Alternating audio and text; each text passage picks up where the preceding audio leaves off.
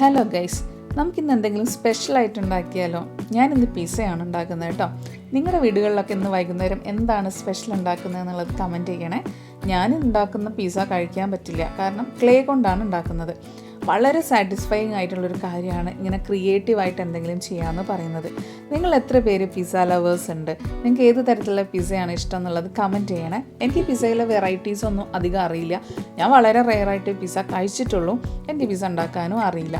സാധാ ഫുഡ് ഉണ്ടാക്കാനൊക്കെ അറിയാം, പക്ഷേ പിസ്സ എനിക്ക് ഉണ്ടാക്കാനൊന്നും അറിഞ്ഞൂടാ. ബേക്കിംഗ് എന്ന് പറയുന്ന സംഭവത്തിൽ എനിക്കത് കറക്റ്റായിട്ട് വരാറില്ല. അപ്പോൾ ബൈ ദ ബൈ ഞാൻ പറഞ്ഞു വരുന്നത് പിസ്സ ഉണ്ടാക്കുന്നതിനെ കുറിച്ചിട്ടാണ് അല്ലേ.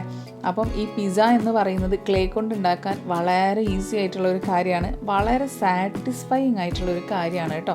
നിങ്ങൾ എത്ര പേർക്ക് ഇങ്ങനെ ക്രിയേറ്റീവ് ആയിട്ടുള്ള കാര്യങ്ങൾ ചെയ്യാൻ ഇഷ്ടമുണ്ടെന്ന് പറയണം. നമ്മൾ ക്രിയേറ്റീവ് ആയിട്ടുള്ള കാര്യങ്ങൾ ചെയ്യുമ്പം ഒരുപാട് ബെനിഫിറ്റ്സ് നമുക്ക് നമ്മുടെ മെൻ്റലി നമുക്ക് കിട്ടുന്നുണ്ട്. പ്രത്യേകിച്ച് നമുക്ക് ഒരുപാട് ഹാപ്പി ഹോർമോൺസ് ഈ ക്രിയേറ്റീവ് ആയിട്ടുള്ള കാര്യങ്ങൾ ചെയ്യുന്നതിൽ നിന്ന് കിട്ടുന്നുണ്ട് കേട്ടോ.